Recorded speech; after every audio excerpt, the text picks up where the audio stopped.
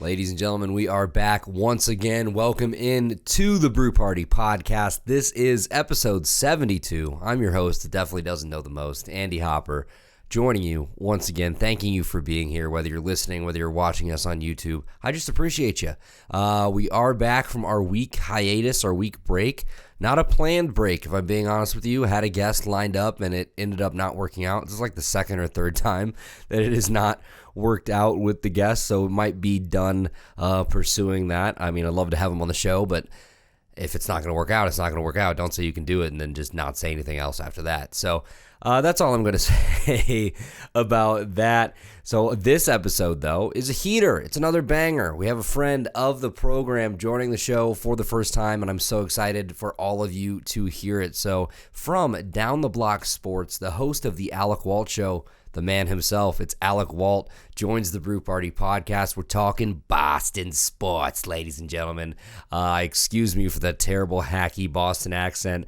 So Alec is the host of the Alec Walt Show. Like I said, he has his own YouTube channel, Down the Block Sports. Go ahead and throw them a subscription. Turn on those notifications. They do awesome sports content. He has a murderer's row of guests lined up that he's going to tell us about a little bit later. I've been on the show a couple times, actually, believe it or not. So we talked the Bulls, their free agency signings a couple weeks ago, and then he just had me on this past week to talk about the Bears and that god-awful preseason game against the Bills. So go check out everything Alec is doing over there at Down the Block Sports, exclusively on YouTube, youtube.com/downtheblocksports. We get into a lot of good stuff with Mr. Walt, Big Walt, as I like to call him. So first we start talking about just like what it was like growing up a Boston sports fan, growing up around all those teams, the championships, the winning. We get that perspective, and then we talk about what he does for work. He actually has a really cool job. He is a producer for the MLB Radio Network, the number one baseball network, radio network in the world. He gives some good stories, some good insight on what kind of day-to-day he does for MLB Radio Network. Awesome stuff. I didn't even know that really before he came on the show. I had an idea that he worked in radio, but he didn't tell me exactly until we were talking before. So awesome stuff.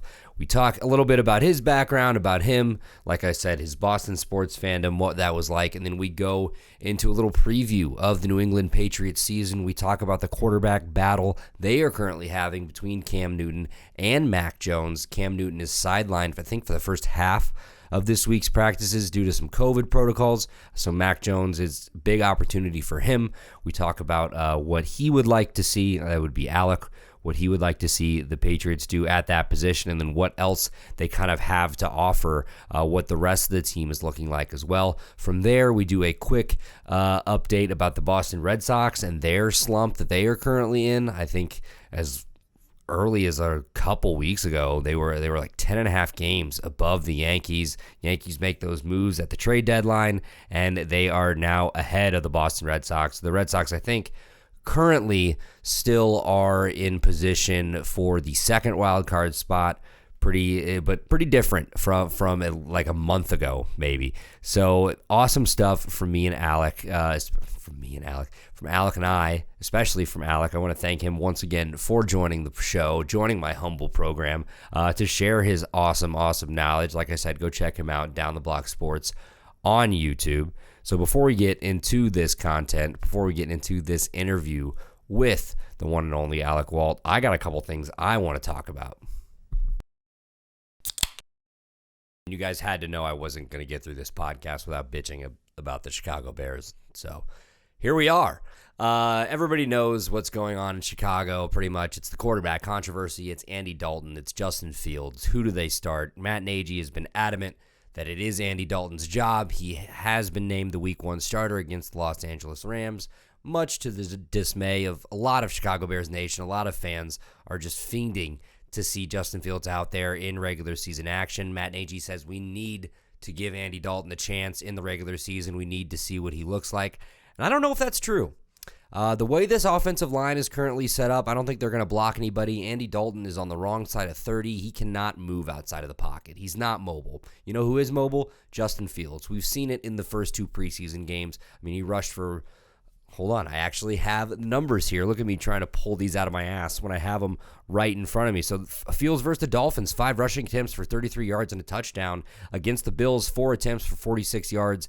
No score there, but he has shown the ability to move out of the pocket and make plays with his legs. And it's not even just rushing and scrambling for yards. It's moving out of the pocket and throwing the ball across his body, making these throws, which, by the way, if you look at his line from against the Bills, 9 for 19 for 80 yards, it's a little deceiving. He's out there with the second, third string, sometimes even fourth string guys that, might not even be out there. These balls are on the money. He has had a lot of accurate throws that have just been dropped by his receivers in these first 2 preseason games. I don't know if you can convince me right now that Andy Dalton is the better thing for this, is the better quarterback for this team. I know Fields is young. They want to ease him into this. They want to make sure there's as little of a learning curve as possible, I guess. But this is the NFL. It's not easy. It's not supposed to be easy. Why are we not having this guy learn and get these real-time game reps? I heard somebody say, oh, well, you don't want to throw him out there week 1 against Aaron Donald. Why not? Why you're going to have to play him sometime, right? You want to play against the best. You want to see what this kid has. And I just don't know if holding him out is the right thing to do. What I do know is as soon as Andy Dalton makes a mistake, the fans in Chicago, including myself, are going to be calling for Justin Fields. I mean, the bottom line is this offense needs to improve. They were bottom tier in 2020. They were number 23 overall team offense, number 22 passing, number 25 rushing. That was worst in the division, worst than the Lions, worst than the Vikings, worst than the Packers. I mean, I know what you're saying. You're probably thinking, Packers, Vikings, those are 2 of the better offenses in the NFL. So I'm okay with, you're not okay with being worse than them, but it makes sense looking at the weapons what the Bears had and versus those other teams I've just mentioned. But it's a kick in the dick to be a fucking worse offensive team than the Detroit Lions. I'll tell you that. So, we still have those holes to fill on the offensive line. That's not completely fixed. Our second-round pick, Tevin Jenkins, who they traded up to get, who was projected to be a first-round pick, is hurt, is going to miss the start of the year. Our fifth-round pick, Larry Borum out of Missouri, is challenging veteran Jason Peters for that left tackle spot. In camp this week, he's getting a lot of reps with the first team and the second team, just getting a lot of work. He's impressing the coaching staff and members of the media that have been in attendance. So he is a name to watch. I don't know if I'm pretty sure Peters is going to win the left tackle job to start the year, but I will not be surprised if this is something Borum ends up taking, or even the way the Bears' offensive line has been the past few years. We're going to see some injuries. We're going to see something. I think Borum gets some snaps during the regular season. Like I mentioned, so they have Jason Peters. I'll just quickly talk about him. He's 39 years old. You don't love that. You do love that he's a Super Bowl champion. You do love that he's played for good winning teams. He's played meaningful football, and he can be a veteran presence with all these young guys on this offensive line. We still have Sam Mustipher out there who we can move around. We still have Cody Whitehair, Alex Bars, Arlington Hambright, the best name in the NFL. Latavius Simmons is still around. There are pieces there, but they're just going to have to figure out, that would be Nagy and Bill Lazor and, of course, the offensive line coach, how to fit those guys, where they fit, and who's going to give this team the best chance to win. Who's going to give the best protection for whether it be Andy Dalton, whether it be Justin Fields, who's going to block the best upfield for David Montgomery. We now have the potential to have a pretty decent running back room as soon as Tariq Cohen gets healthy. We're going to have Tariq, we're going to have David Montgomery, and that Damian Williams signing. Don't sleep on that. He sat out last year, but he did really big things with the Kansas City Chiefs in the playoffs just 2 years ago. So, and then you look at the receiver core. Obviously Allen Robinson back. We don't get him on that long-term deal like we wanted, but he is here for another year. Hopefully you're able to convince him to stay with the whole Justin Fields thing. Darnell Mooney, perfect opportunity for him to prove he's a legit number 2 receiver in this league, really step up and play a big role in this offense. They go out this offseason, they get Marquise Goodwin, they get Damiere Byrd, and a name to watch, ladies and gentlemen, from the preseason. Your leading receiver is Rodney Adams. Great chance to make this roster and maybe make an impact on offense. Who knows? You look at the tight ends, the Bears, we have fucking a million tight ends. Jimmy Graham's still there. Cole Kmet's still there. Look for Jesse James. That has been an offseason addition. He's been playing a lot, getting a lot of reps with the second team. Him and Justin Fields have developed a good rapport. And then let's jump over to the defense. let's not act like they're going to be world beaters this year. I mean, last year they were one of the better defenses in the league, the number 14 team defense, number 12 passing, number 15 rushing. Not as good of a Bears defense as we're used to seeing, if we're all being honest. But very serviceable, still a lot of names there. They did lose a couple guys. You lose Kyle Fuller in the secondary. You don't love that. But, I mean, they do have a new defensive coordinator this year, Sean Desai. He's got a big task ahead of him. I mean, we have to, I feel like the defense might have to be the focal point of this team once again in order for them to be successful. Am I expecting this Bears team to go out and be world beaters and be one of the better teams in the NFL? No, I'm not. I'm not expecting them to be one of the better teams in their division. I think if everything goes perfectly, they're looking at second place in the North and a wild card spot, and that's like everything going perfectly. So we'll see. This is one of those years I don't have a lot of expectations. That could be a good thing. That could be a bad thing. So hopefully, I mean, either way, I'm still going to be pissed off on Sundays when they lose. So let's get back to the defense real quick. I know I said I want to do this in like 2 or 3 minutes. Going on 7 minutes. Here we are, Brew Party Podcast. So Robert Quinn, is he a bust? What the hell did the fucking Cowboys do to him before he came over? We paid him a lot of money to be on the other side, the opposite side of Khalil Mack. I mean, I know it's just 2 preseason games, but last season, really, really underwhelming. He has to prove it this year. He has to step up and make plays for this defense, or they are going to be really hurt. I love that we have Eddie Goldman back on the inside. Of course, you pair him with Akeem Hicks. That's a lethal combination at the D tackle position. And then, of course, Khalil Mack back. If we look at the linebackers, Roquan Smith, Danny Trevathan are going to be the 2 big names there. You have Alec Ogletree, a veteran guy that has a chance to make the team. Josh Woods coming back next year. The secondary, there are some questions. You're going to have Bojack. He has been a ball hawk this preseason and in camp. He had a lot of those interceptions for touchdowns called back last year. I know he's coming in with a chip on his shoulder trying to get some of those back. And then you have Jalen Johnson, the outstanding second-year guy out of Utah, was just a breakout rookie. He is going to have to prove that he can be the number 1 cornerback on this team. With the departure of Kyle Fuller, you still have guys like Duke Shelley, who, I'm not super sold on. You still have Kendall Vildor, another second-year guy. I believe they brought in Desmond Trufant, some other names there, but the secondary, I would say, is probably the weakest part of this defense. So they're going to have to prove some things to me. And then, the quarterback position and the offensive line. I mean, we have pieces at receiver. I think Allen Robinson is a top 10 wide receiver in this league.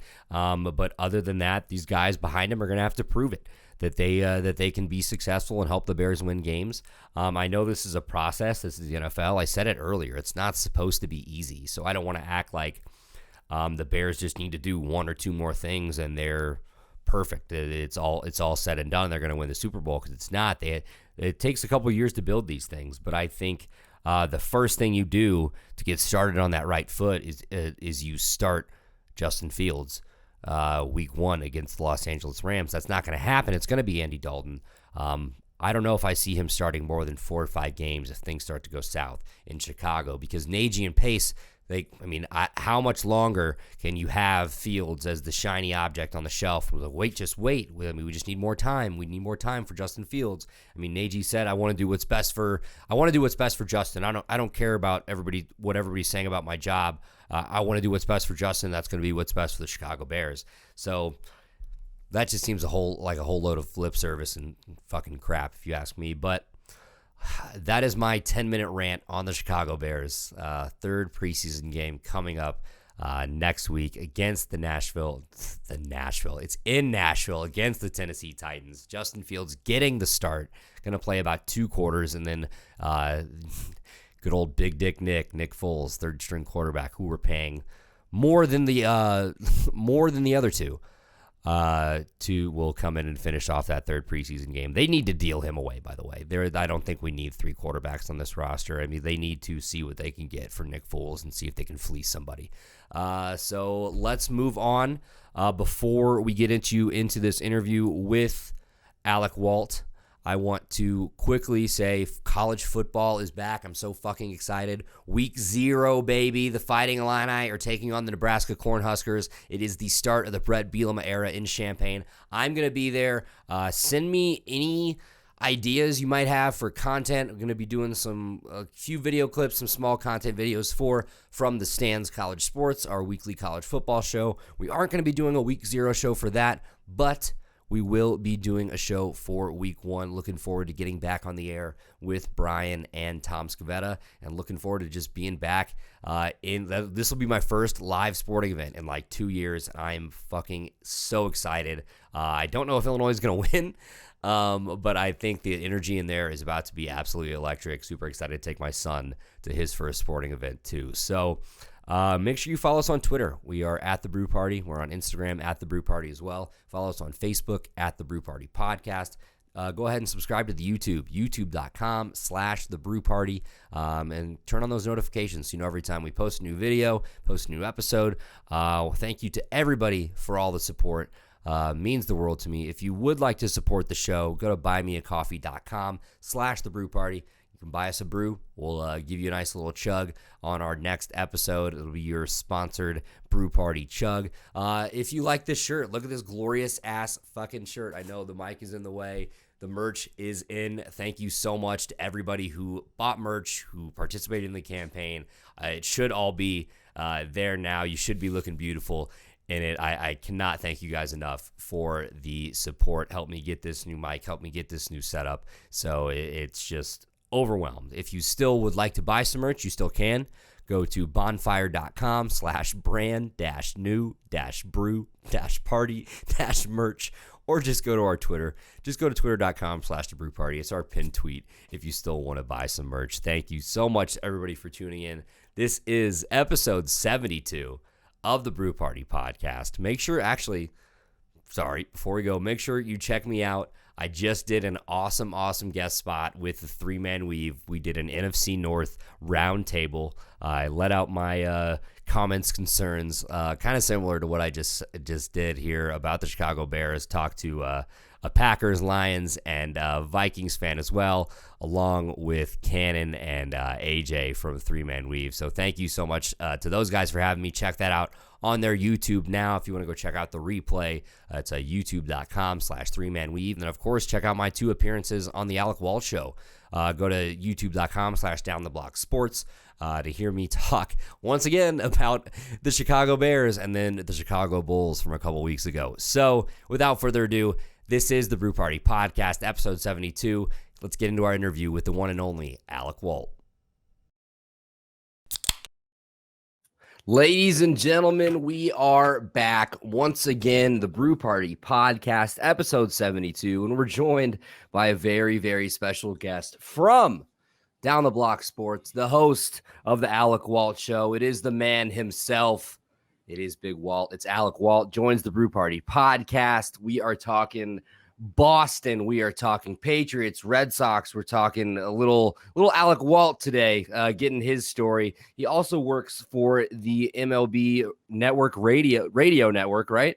Yes, sir. As a producer over there, doing a lot of cool stuff. So, Alec, thank you so much for being here, man. I'm so excited to talk to you.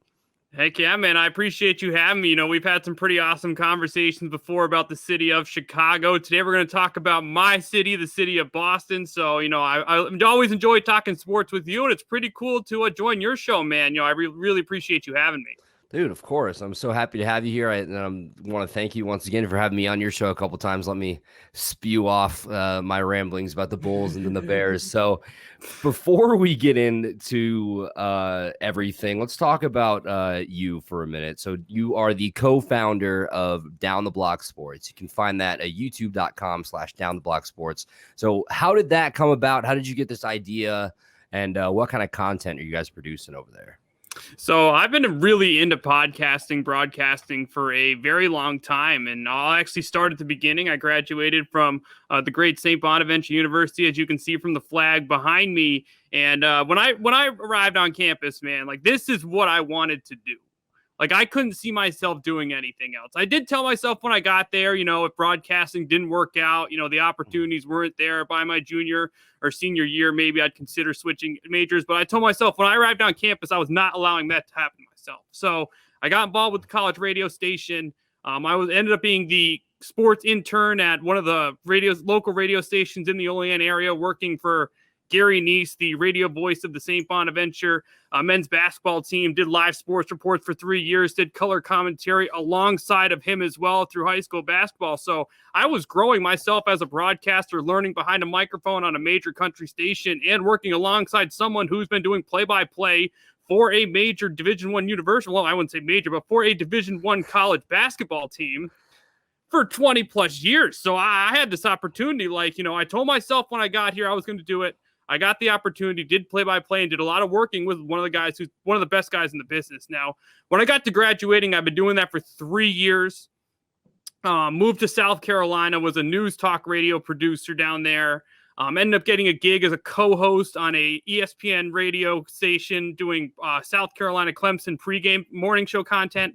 So we go live from 8 to 10 in the morning, college football, college basketball, every single morning, hearing yourself on that ESPN with that, ESPN radio. Here's Alec Walt. Like when you hear that stuff for the first time, I mean, it's the coolest thing in the world. And I'm 23 years old. Like I got this opportunity right out of college. Like I was just moving in South Carolina for a year. I think I was 23 when I got the news, turned 24, and then did my first show. So it was about that time in my life. Did that show for about a year. Once the NCAA tournament ended, I applied for a job at MLB, moved to DC, have met some of the coolest people in the business. And, I got an opportunity with JDF Sports while I moved because I wasn't doing much on-air work since I got the job at MLB. I did a bunch of podcasting and, came up with the idea to start putting my loudmouth on YouTube. So, once I got that idea going, I had my buddy Connor Robinson team up with me. We started Down the Block Sports, the YouTube channel. I met a lot of cool people in my life throughout this journey, including you, sir, here on the podcast. So I've used all my contacts, all my connections, some of the people I've met in the business, even reached out.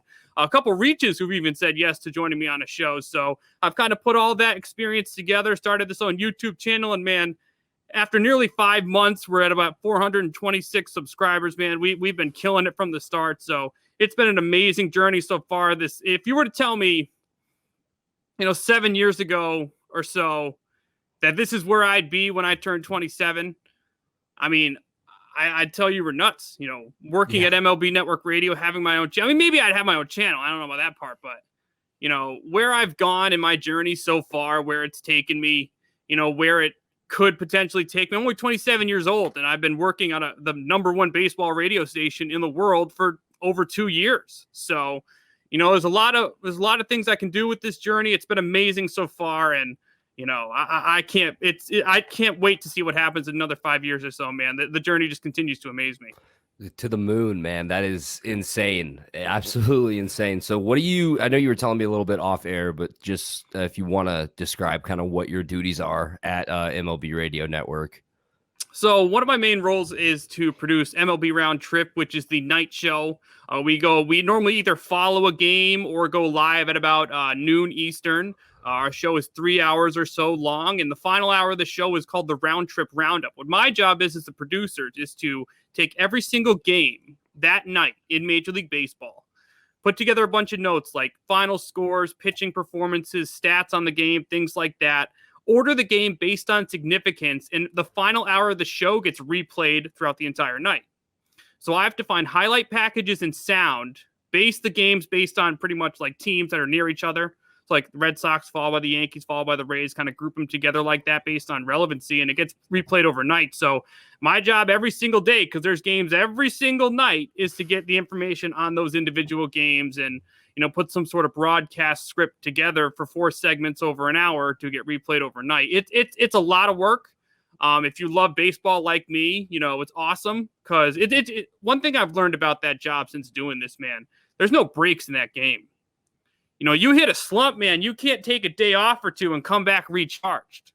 You come back to work facing Scherzer, then Buehler, then, Kershaw, if that's who you're facing, the Giants that week, or the Dodgers that week. I mean, It just doesn't end, man. It's a grind. So it's a lot of fun.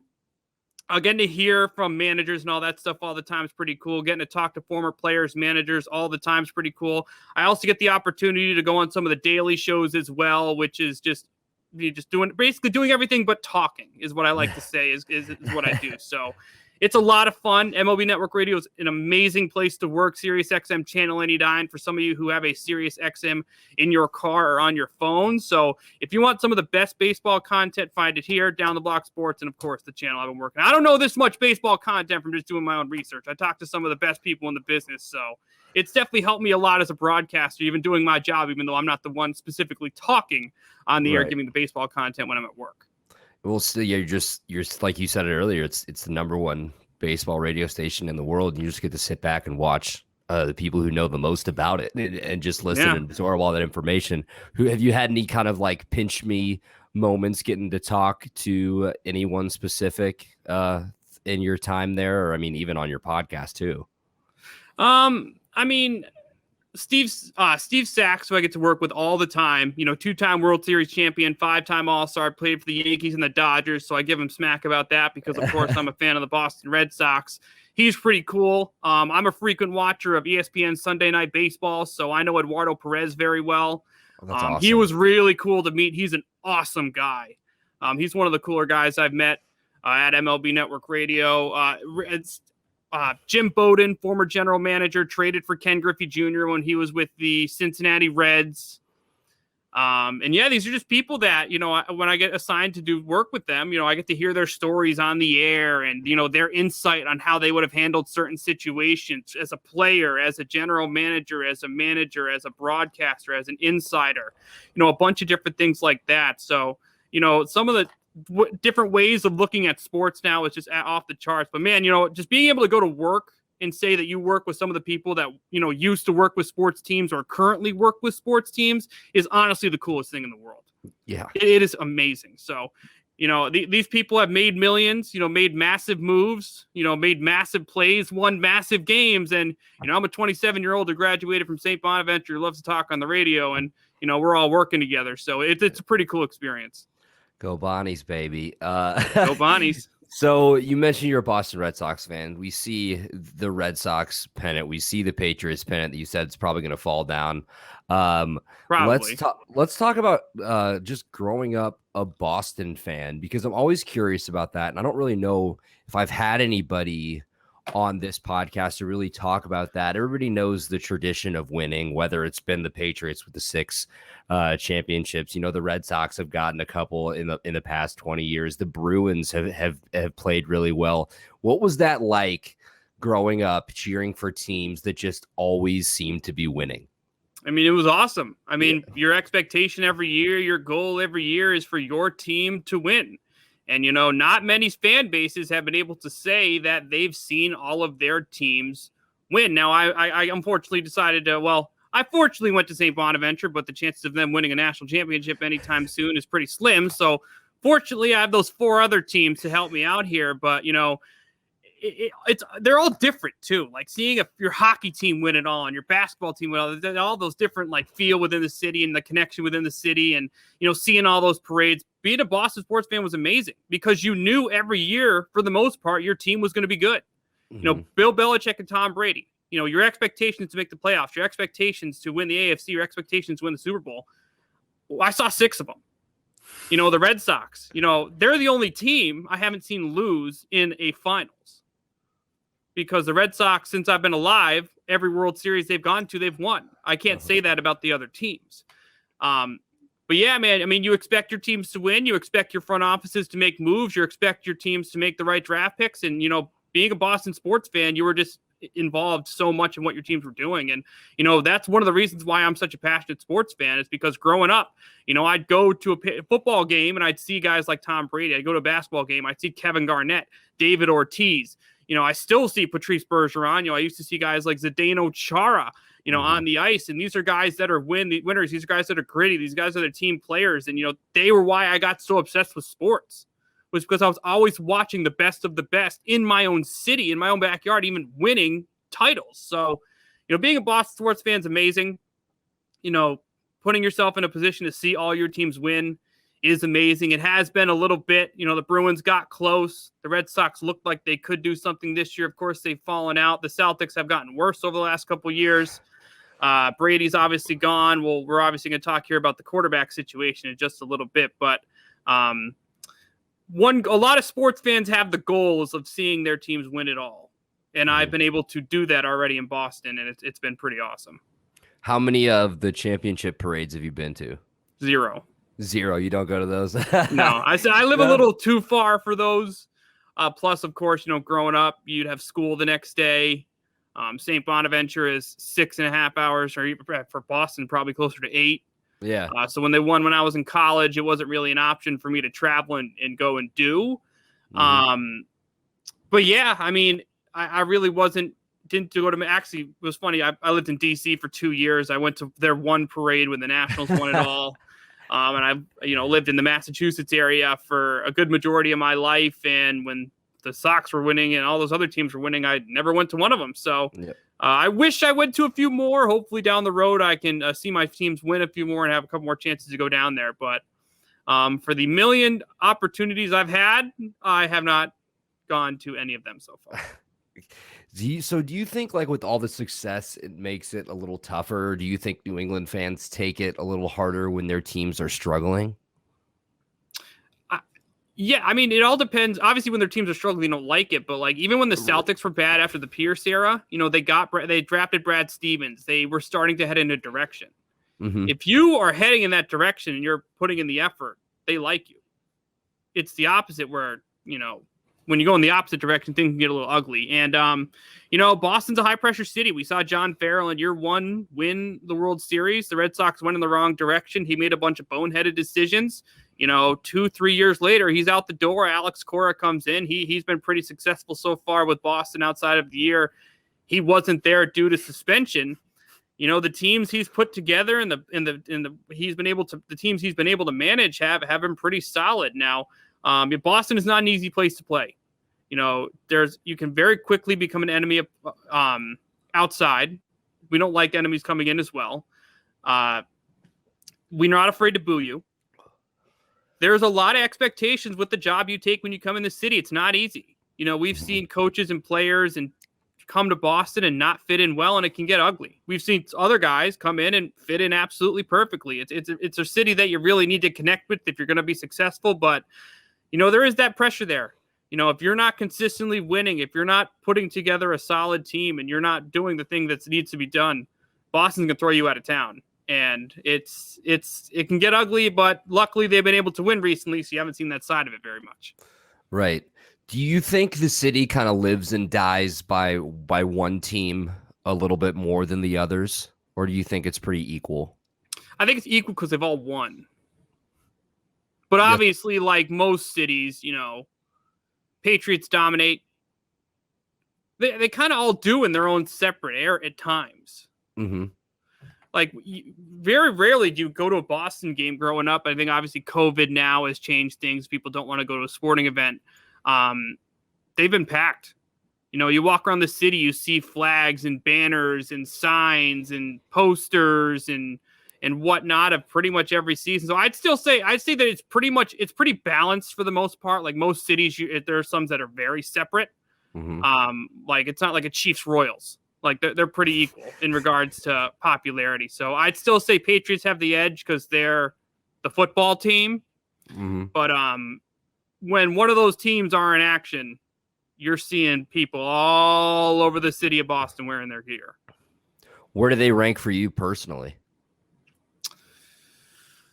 Well, it's August, so it's hard not to pick the two teams up top here. But Right. I would say Pats, Sox, Bruins, Celtics, but it's so slim, and I do think it being August affects that. Like, if it was winter, I'd be like, Bruins, Celtics, Red Sox, Patriots. Or like, when it's spring, I'll be like, Red Sox, Patriots, Celtics, whatever. If it's June and the Celtics are in the finals, it's Celtics, Patriots. It's interchangeable.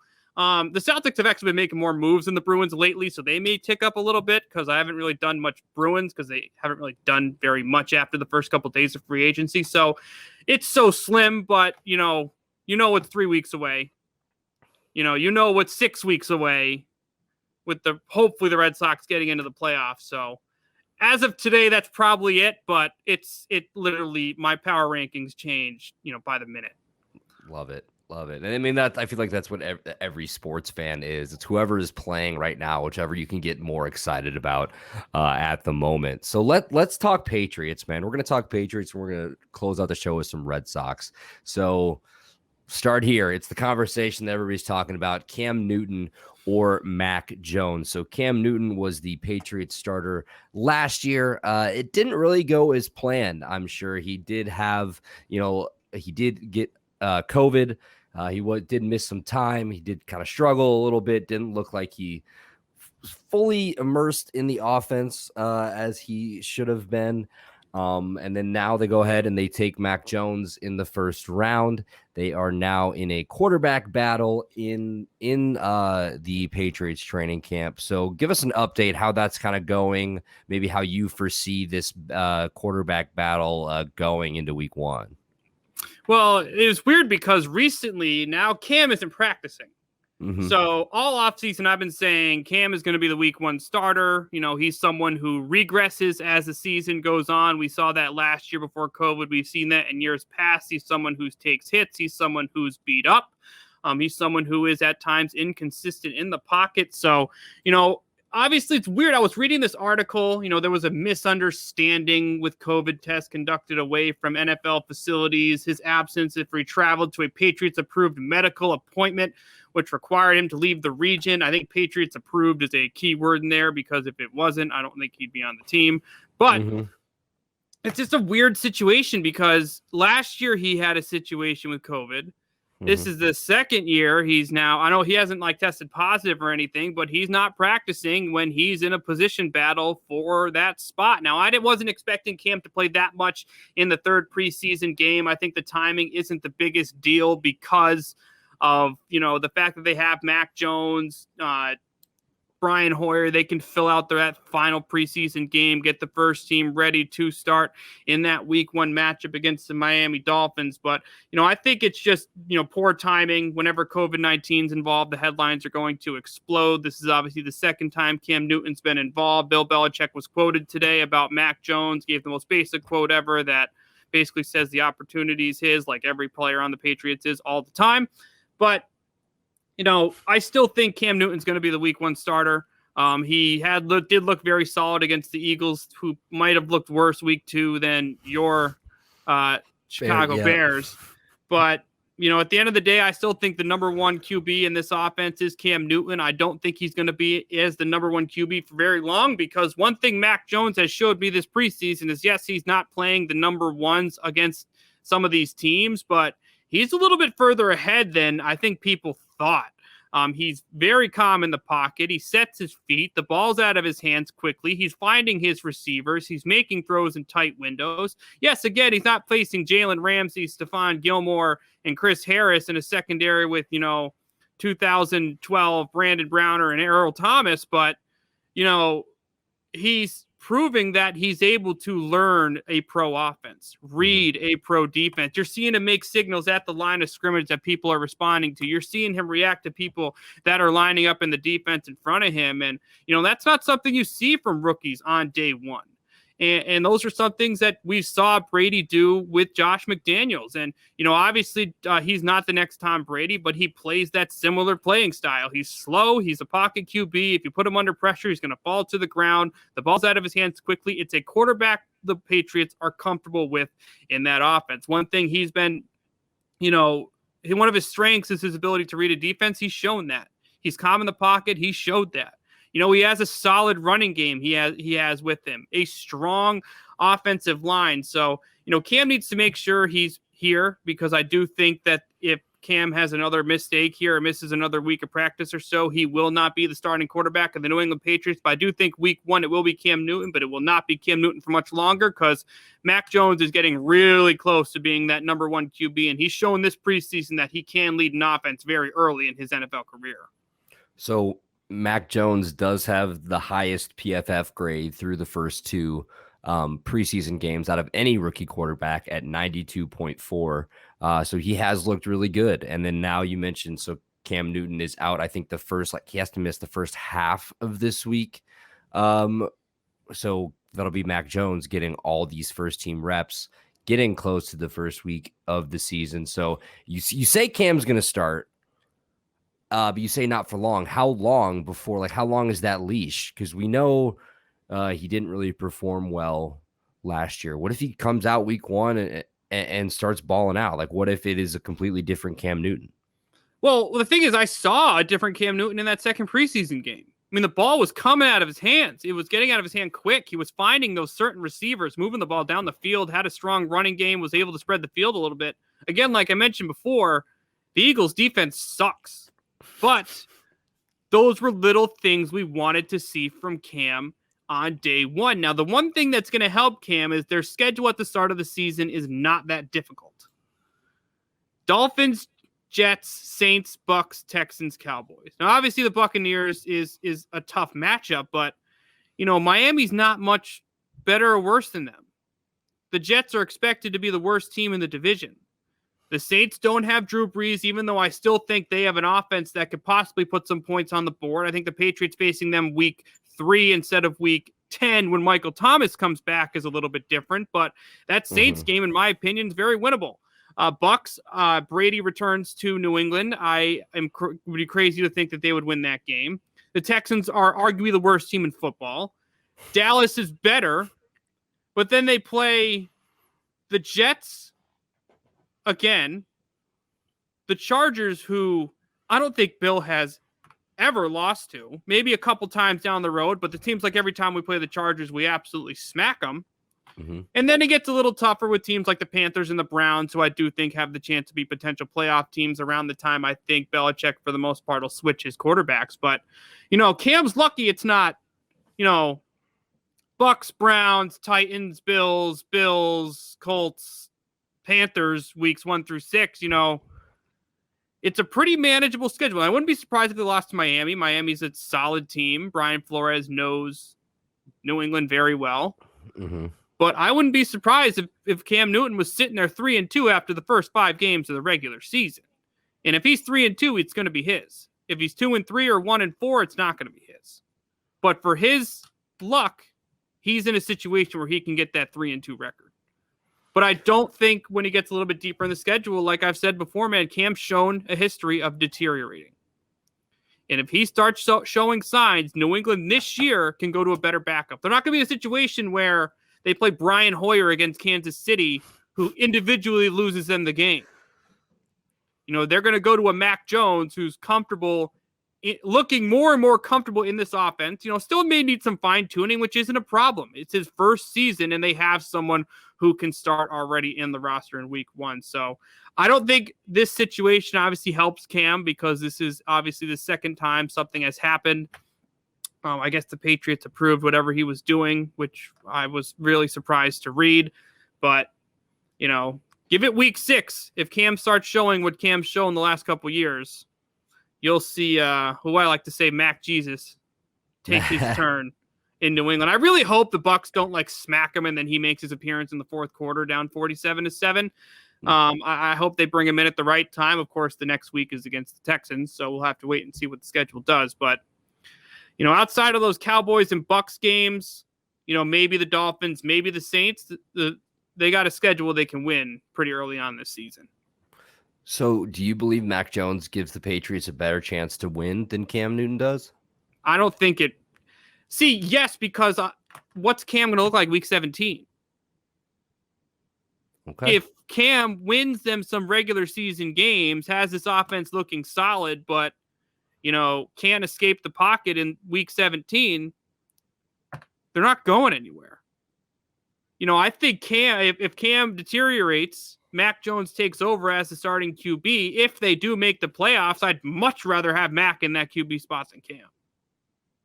That's interesting. But if Cam proves that he can stay healthy and he can play like Cam Newton late in the season, it's his job. If he leads this team to the playoffs, good. But if he can't move and he can't throw and it's freezing cold and this offense is relying on 1 or 2 guys in the backfield, I think the tight ends do help in that situation. Right. Why throw him out there? Unless you are getting the best version of Cam Newton, don't put him on the field, because you have someone who is better than him when he's not playing his best. And we've seen it year after year.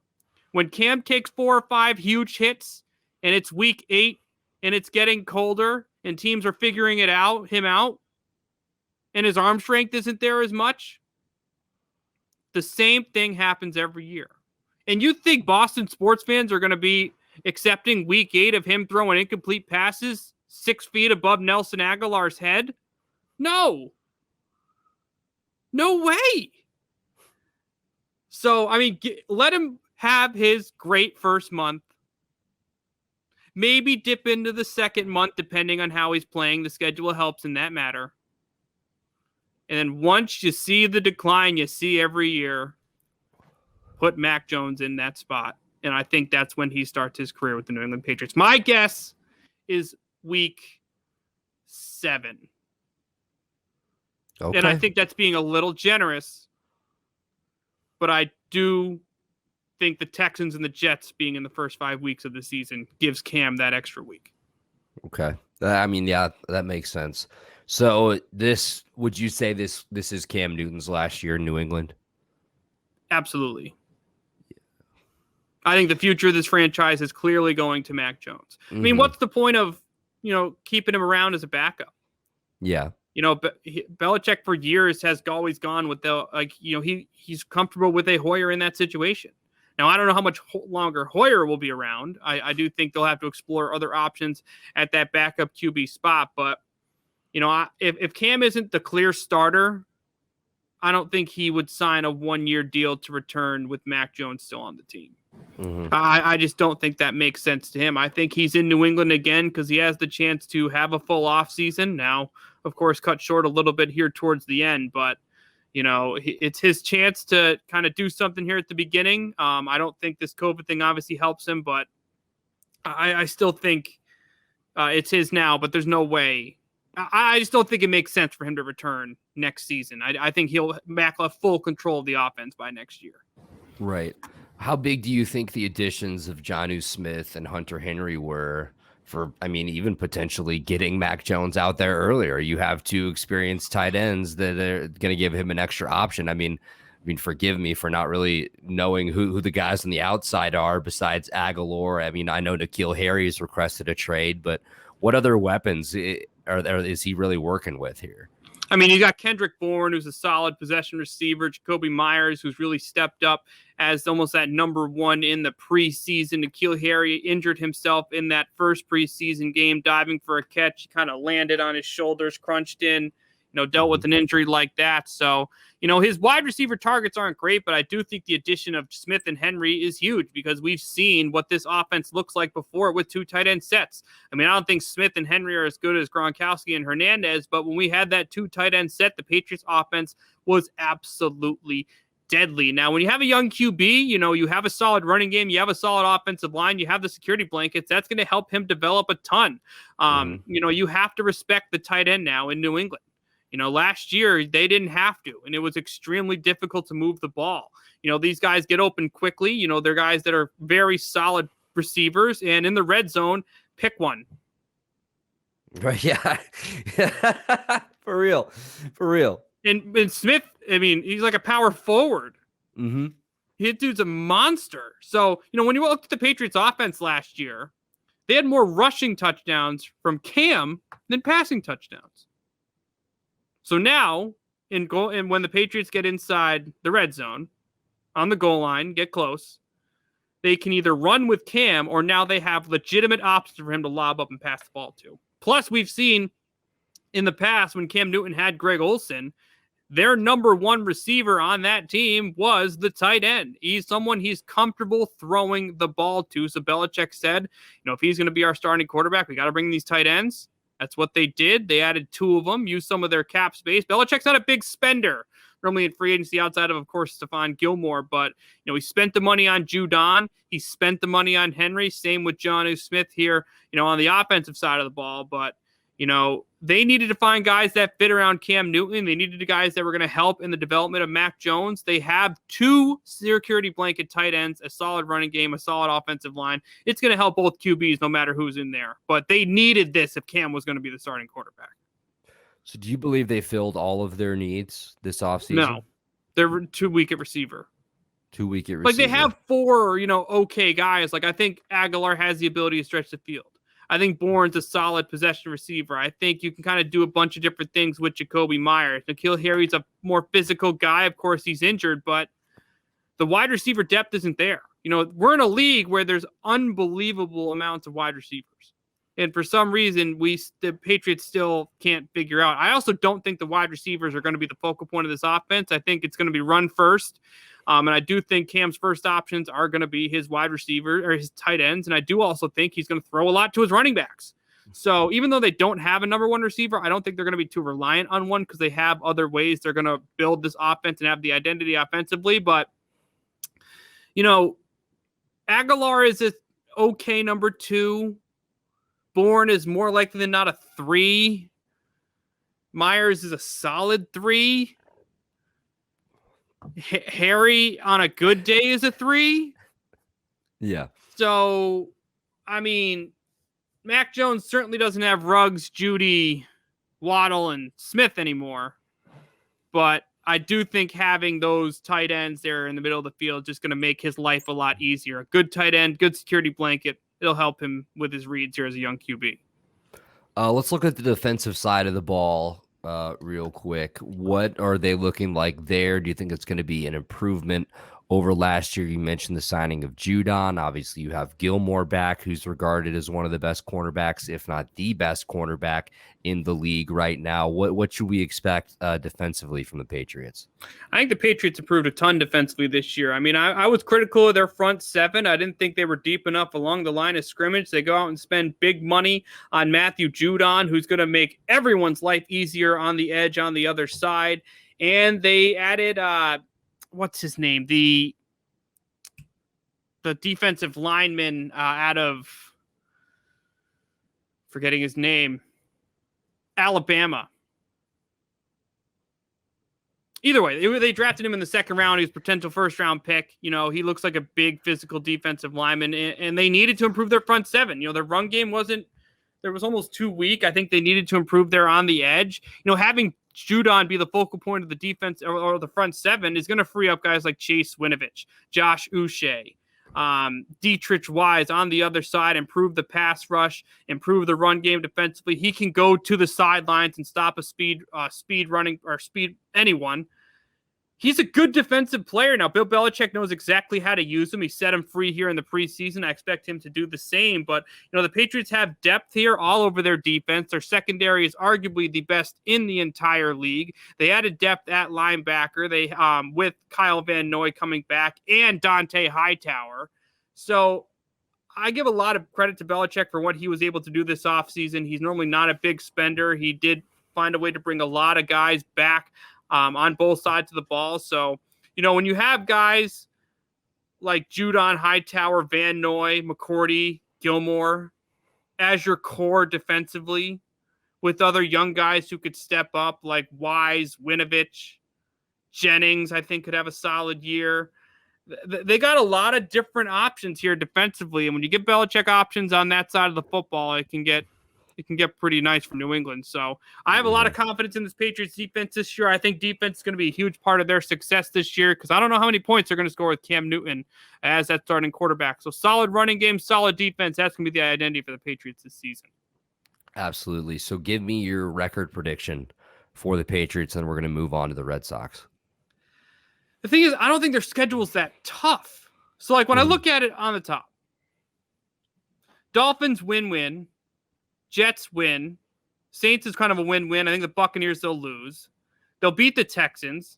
They'll beat the Jets. They'll beat the Falcons. They'll beat the Jags. They got a pretty favorable schedule. It's not like last year where they play some of the more difficult QBs. I think this team has the chance to go 10-7. I don't think they win every single 50-50 matchup. I think they'll split against the Dolphins. I wouldn't be surprised if they got swept by the Bills. I can see them beating the Chargers. I can see them beating the Saints. I can see them beating the Panthers. Like, there's a lot of winnable games. Like, the only games I think that are definite losses. Bucks, maybe Dallas. I think Dallas is going to be good with Dak back, but I want to see it to believe it. Zeke didn't look that good last year. Dak is still coming off an injury. Browns will be tough. I think they're a really good team. If Odell can take over as a number one wide receiver and you'll have that bounce back, I think they're going to be even better offensively. Mm-hmm. If Julio's healthy, I think the Titans can go to the Super Bowl. Obviously, the Bills twice. That's only 6 games.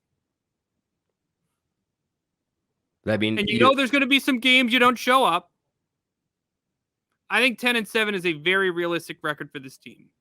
If they get swept by the Dolphins, congratulations, you get the wild card. So you think 10-7 and a split with the Dolphins gets the Patriots the wild card? I don't know, because the North is really good. Like, I wouldn't be surprised if 2 teams from the North made it. I wouldn't be surprised if 2 teams from the West made it. I think it can. I mean, that 10-win mark looks nice. Mm-hmm. But when I look at here, let's look at Buffalo. I think like Buffalo, Baltimore, Tennessee, Kansas City. After that, I really think it's Miami, Cleveland could, Indy could if Wentz stays healthy. You know, if Herbert throws for 4,500 yards, don't sleep on the Chargers. Fuck, it's deep. It's very, very deep. AFC's like, there's deep. other teams in the AFC that can win 10 games. I do think 10 games could, but I don't think 10 games guarantees it because I do think there are potentially 7, 8 other teams in the AFC that can. All right, I like that answer. A lot of it will be determined based on if Tua actually bounces back or not.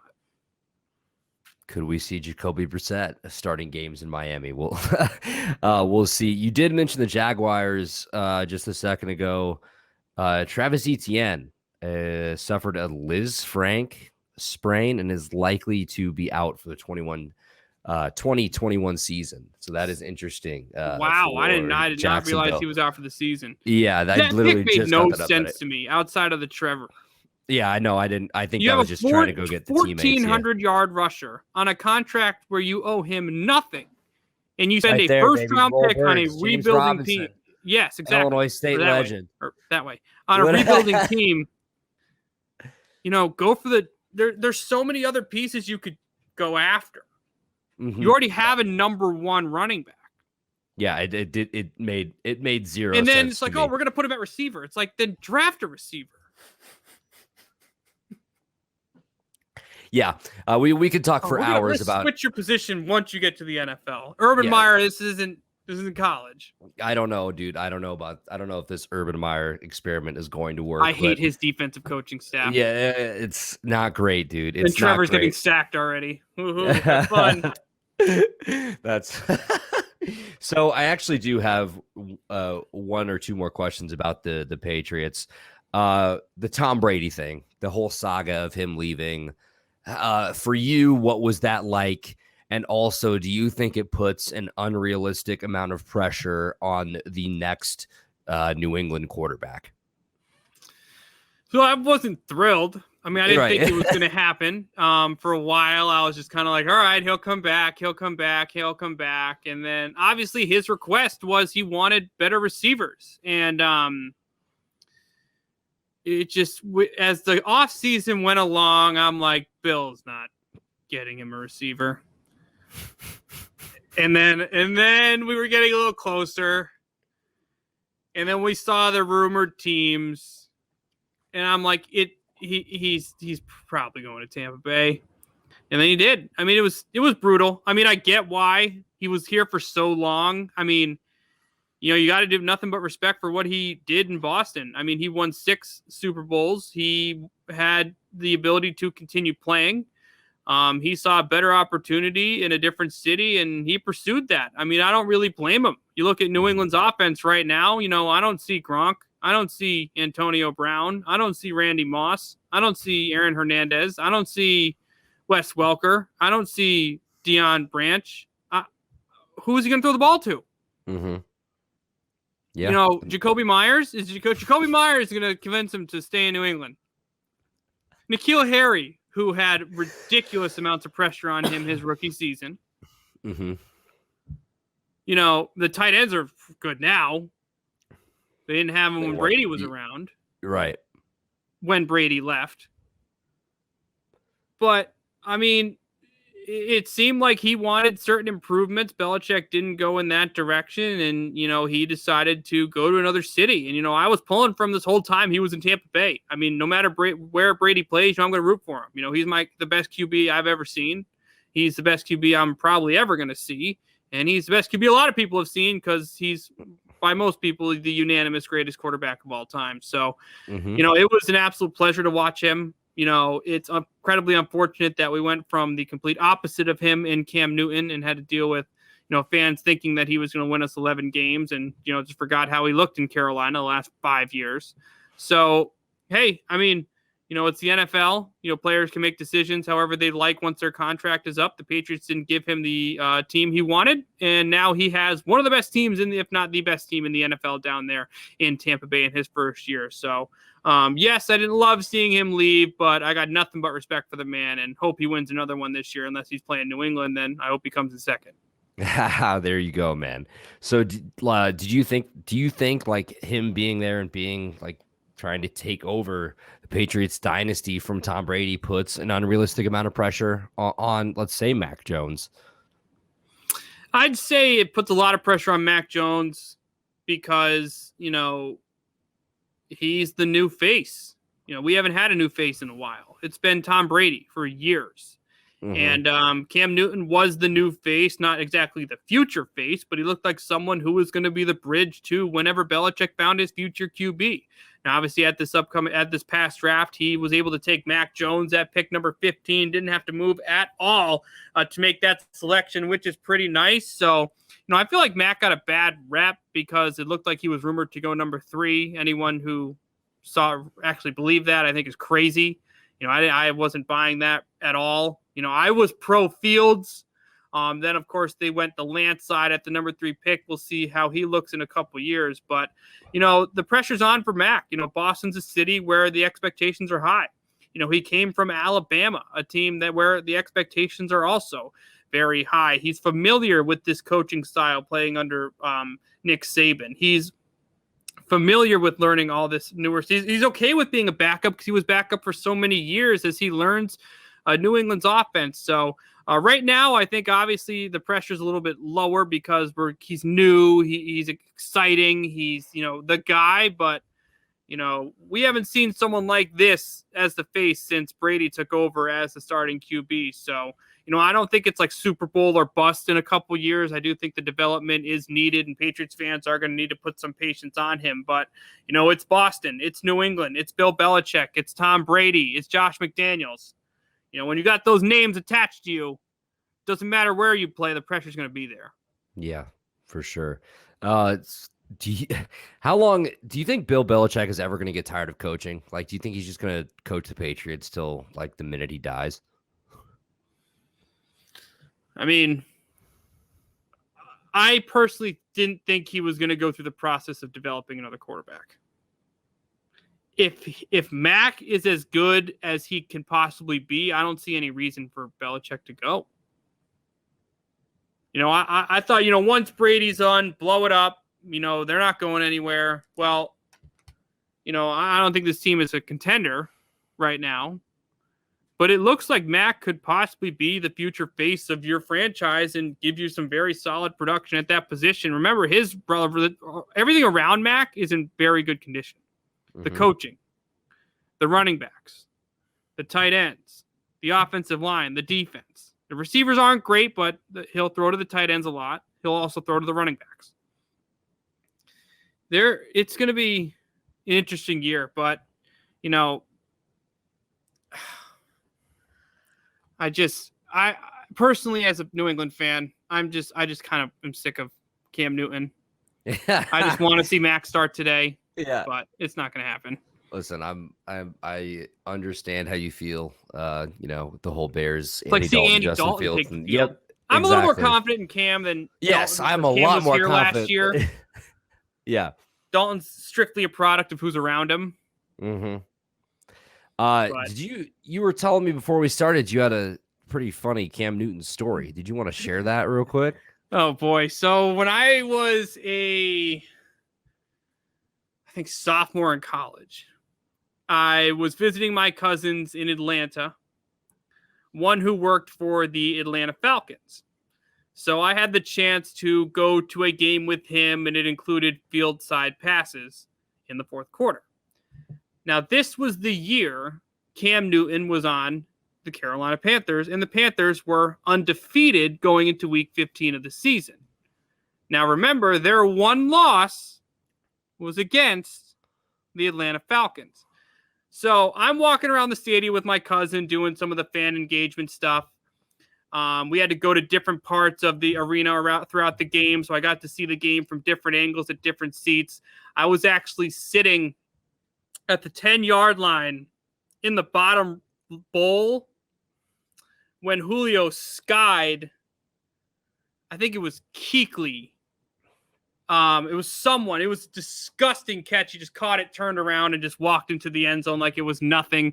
Julio grabbed his hand. It was unbelievable. It was a disgusting catch. So it's the fourth quarter. The fan engagement stuff stops. Everyone's focused on the game. The game's close. The Panthers look like they're actually going to pick up their first loss of the season. So my cousin's like, all right, come down with me. Just don't get too close or you'll get crushed. So I'm like, all right. So I'm kind of dancing around a little bit. He goes, all right, come with me. We're going close. So I'm standing on the sideline against the Panthers Falcons. And we're at the 35-yard line. Cam Newton's under center, gets the snap, and goes back to pass. Vic Beasley comes flying off the edge, jumps over, and smacks the ball out of Cam's hands. Strip sacked him. Atlanta recovers it. Atlanta gets the ball. The hits sound like gunshots. They're so loud. You see some people get crushed, run out of bounds at 20 miles an hour. It's insane. It's terrifying if you're in the way. Mm-hmm. I wasn't in the way, but when you see them coming towards you, it's pretty nuts.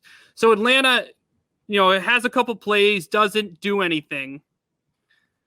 Their kicker, I think his name was Matt Bryant, blasts a 53-yard field goal in the dome. And Atlanta went on to win the game and beat Cam Newton.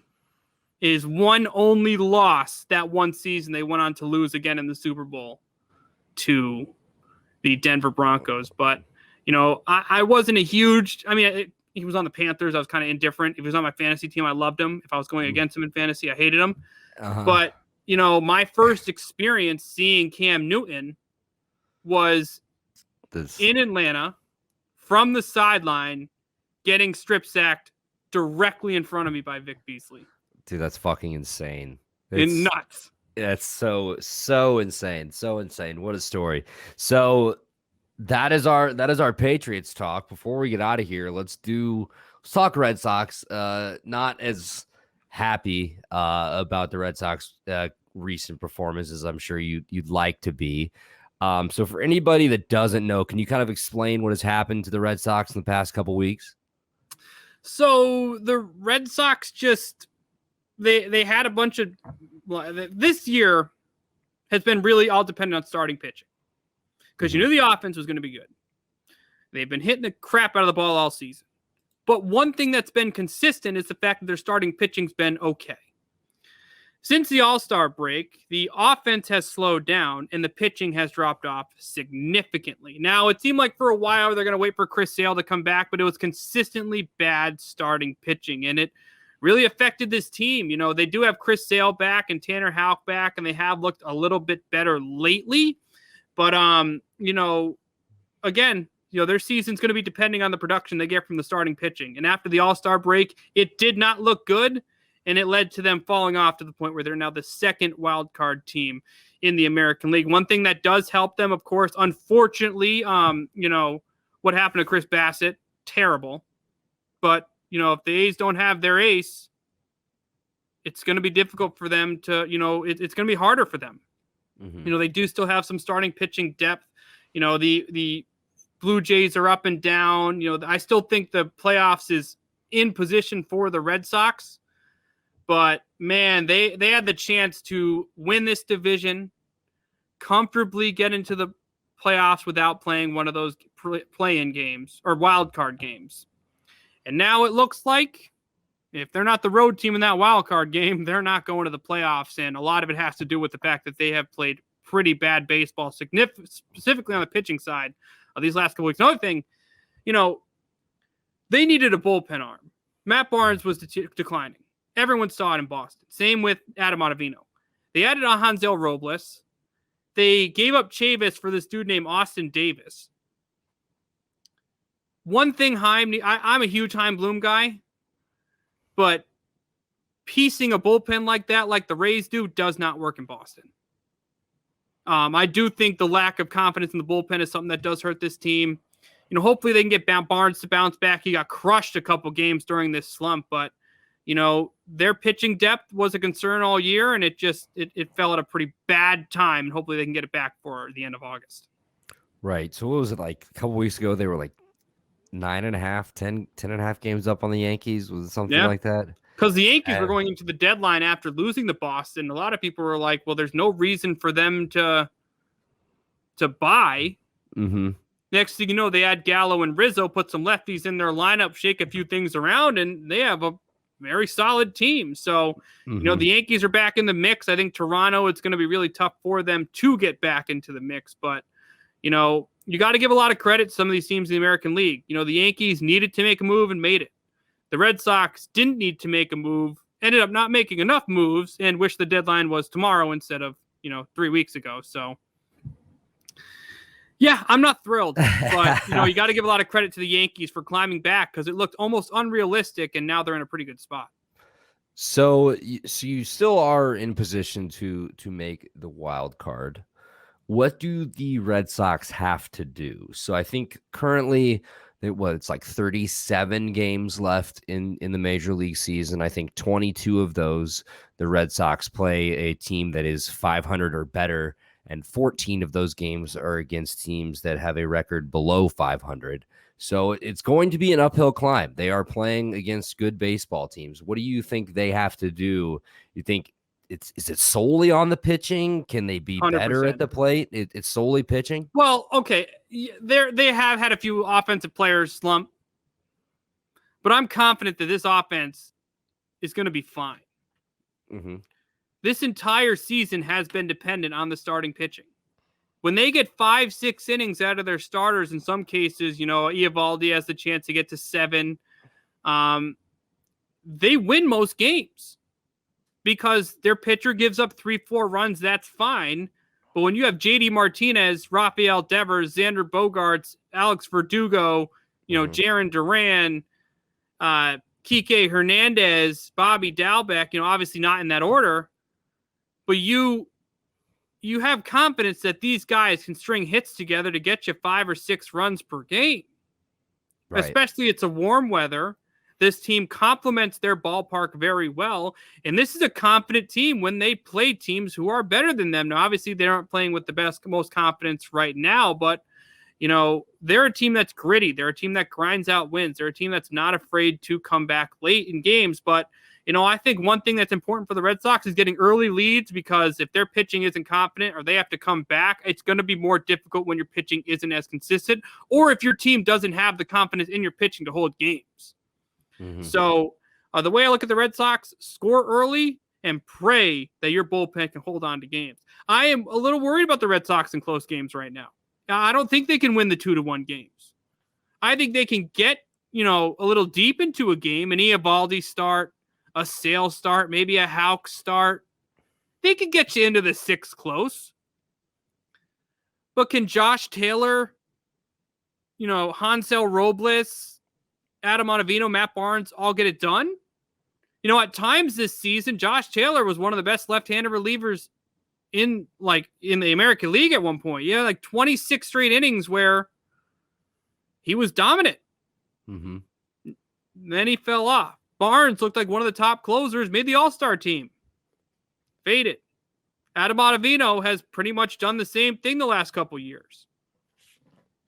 Hansel Robles has not been amazing since being in Boston. But I don't want someone who's not been amazing holding a game in the 7th inning at Yankee Stadium when you have to go Gallo, Judge, Rizzo. Yeah. It doesn't help. The Red Sox are probably going to play that game on the road. Mm-hmm. The Yankees series has been up and down. It finally fell.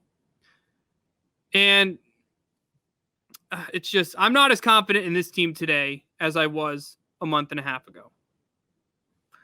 But I do think this team is good enough Alex Cora is good enough as a manager to get this team to turn it around. The offense will be there. It's all about pitching. And if the pitching's not good, put runs on the board early. Because I don't want Garrett Richards going out there down 4. Yeah. Martin Perez. These guys need run support or they're going to be absolutely useless. Mm-hmm. It's just baseball. It's just one of the most frustrating sports to watch because you watch it. Can change everything. Mm-hmm. Look at the Cubs. Oh, yeah.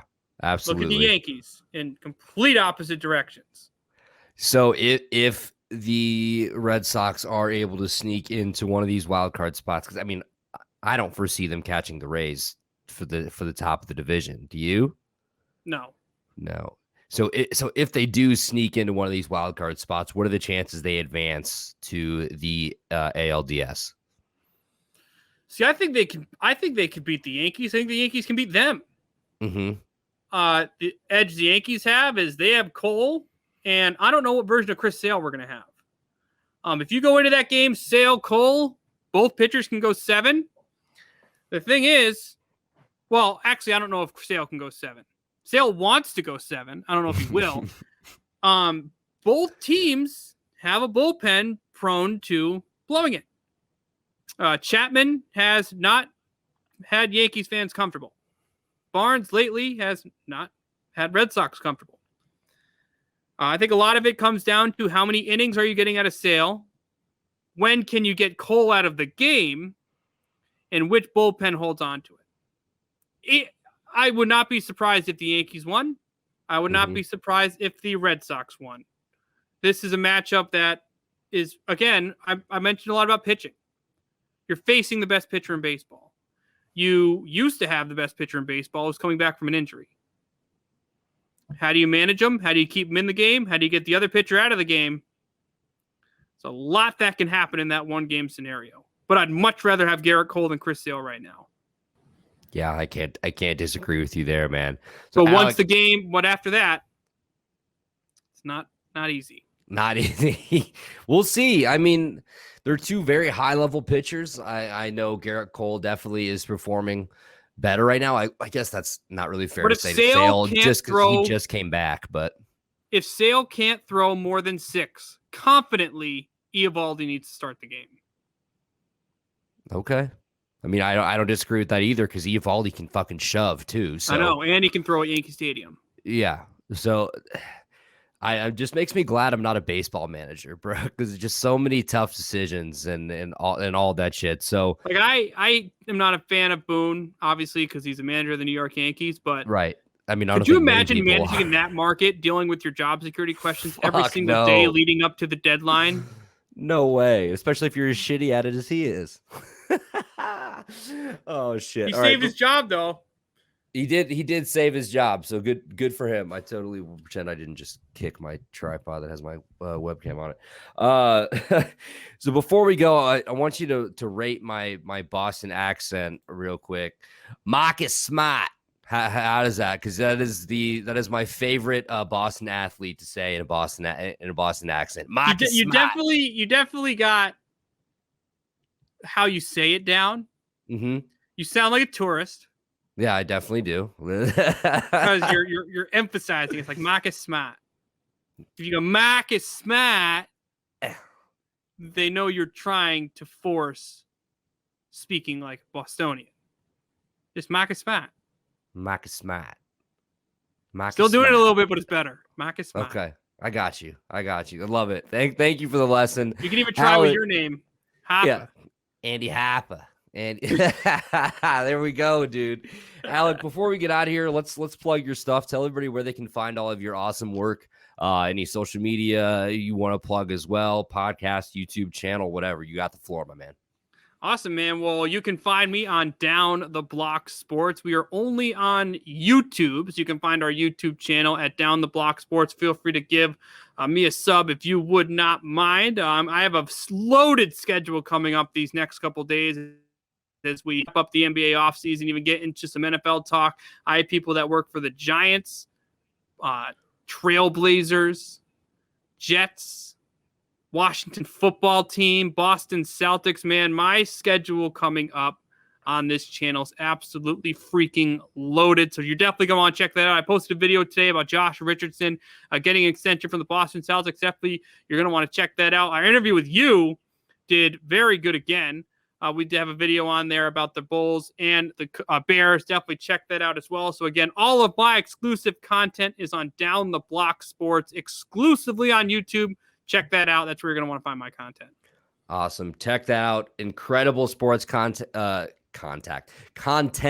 from Alec. He's bringing the heat, and it's not just Boston stuff. It is literally every sport. Like he said, he gets great guests. He gets fans. He gets reporters. He gets people that work for the team to break down moves, just what's happening in the world of sports, keeping everybody updated, keeping everybody with the current news. So this has been episode 72 of the Brew Party podcast, featuring the one and only Alec Walt, host of the Alec Walt Show from Down the Block Sports. Seriously, man, this was so fun. Thank you so much for keeping us updated on the quarterback situation in New England and telling us what the hell has been going on at Fenway and Boston. So I'm Andy Hopper. He's Alec Walt. We are getting the hell out of here. Make sure you subscribe to the Brew Party wherever you get your podcasts: Apple, Spotify, Google, iHeartRadio, TuneIn Radio, all of that good stuff. You can find us on YouTube, youtube.com/The Brew Party. And then we are on Instagram and Twitter at The Brew Party, and on Facebook at The Brew Party Podcast. Thank you so much for being here, whether you're listening, watching, whenever you are. I appreciate it. Make sure you check me out. I will be joining the Three Man Weave podcast for their NFC North roundtable, repping the Chicago Bears. Boy. It's going to be a good one. That is going to be live at 8:24 at 6 p.m. Central Time. You can always catch the replay on their YouTube channel as well, youtube.com/3manweave. Thank you so much. We are out of here. This is the Brew Party Podcast.